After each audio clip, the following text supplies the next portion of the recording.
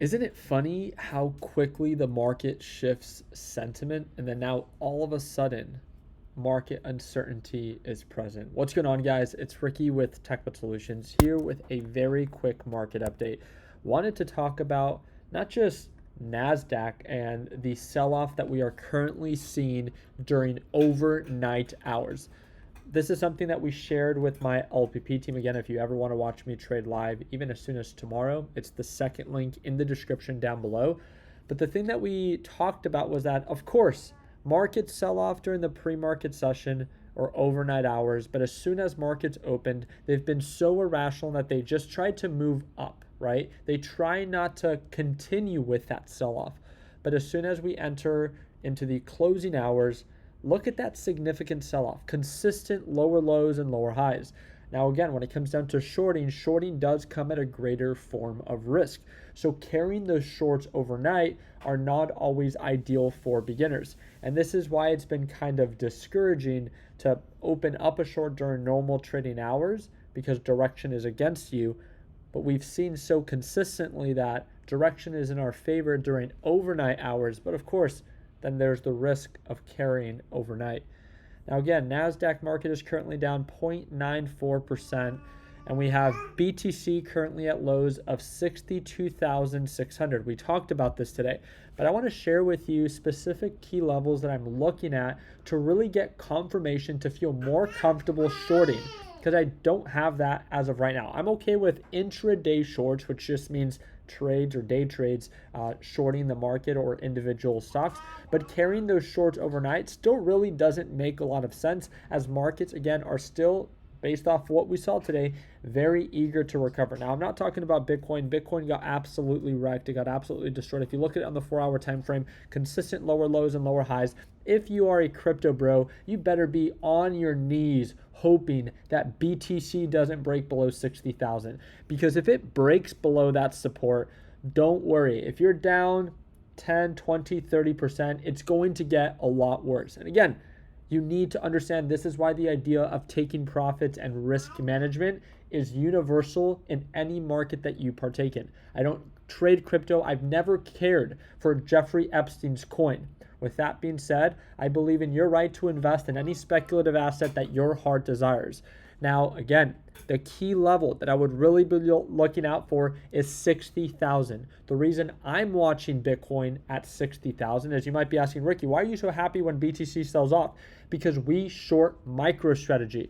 MicroStrategy views itself as a proxy of Bitcoin. It's not. It's a bullshit company that borrows against its investors and dilutes their investors as they buy Bitcoin. They are currently approaching a $12 billion unrealized loss, one of the biggest losses in history when it comes down to crypto. It was a stat that was just shared today that over 50% of Bitcoin bag holders are actually in the red, and it's likely to only get worse. Now, again, 60,000 is that key support. If it breaks below that, who knows how low we can go? Can we go to lows of 50, 40, 30? And then at that point, what happens after? Do institutions begin to sell? Because that's what led to this huge push up.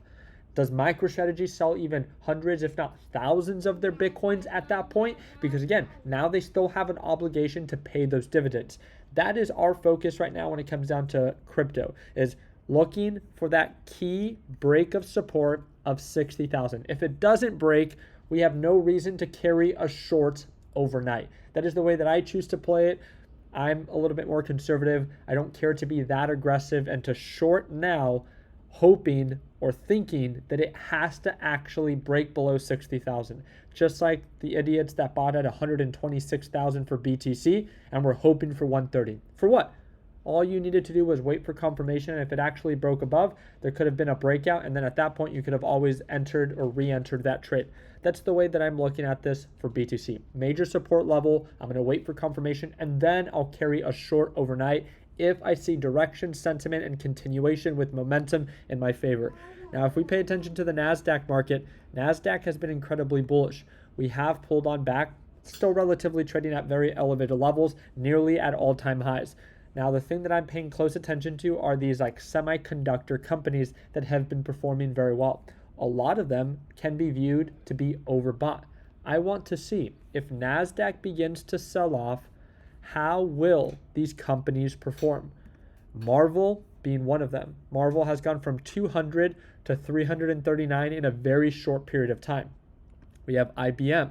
IBM has gone from 200 to highs of 350 within a very short period of time. We have Micron Technology. We have SanDisk. We have Dell. We have a lot of these very hyped up companies that fundamentally have been growing, but will they still grow when there's uncertainty injected into the market? That's what I want to find out. And let me make this very clear. There is no confirmation of this. Markets, as of right now, as a whole, stock market, NASDAQ specifically, is still more bullish than bearish. So bears, listen to what I'm saying, not what I'm not. It still makes more sense to go long than it does to go short until we see an actual break of support and lower lows and lower highs. That is where the fun can really begin. But this is nothing. This is just a pullback. This is not an actual full-blown sell-off. So there's no reason to celebrate early to then later end up looking like an idiot, shorting the market at literally the lowest level, and then it just goes back to making new all-time highs. We all know the constant theme of Trump. He loves promoting peace deals and peace talks, even if they don't end up happening. But guess what? The market tends to like that and reacts in a positive way. The big thing that I would look out for tomorrow is the series of economic reports. We will talk about this in our live trading session tomorrow. So again, if you want to tune on in, second link down below. We have non-farm payrolls and unemployment rate being released 1 hour before the markets open. I will not be live streaming that, but we will be covering it in tomorrow based off of what is reported. Again, you need to understand what your intention is with the market at these current elevated levels, and also if it makes sense to either be aggressive or conservative right now that there's uncertainty. In my opinion, if you're a beginner, I would not be over leveraged. I don't care if you're going long or short during an uncertain time. Once direction and sentiment seem to be more clear, that's when you can choose to be more confident behind the trades or the investments you begin or choose to take.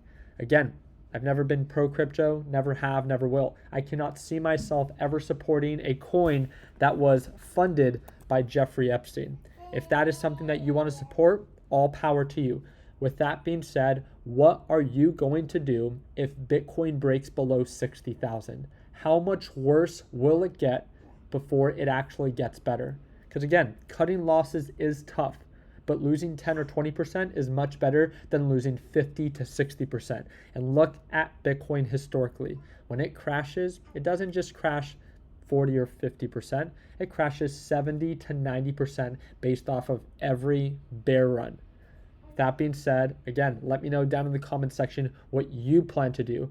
I hope that you are someone that actually learns to manage risk, and or if you view it as a dip buy opportunity, that you position yourself well enough that when the market, or if the market does begin to recover, hopefully you're actually able to trade this speculative asset. I appreciate you guys' time. I hope that earned a thumbs up. I hope to see you for tomorrow's live trading session. Second link down below. And like always, let's make sure that we end the year on a green note. Take care, team, and happy Thursday.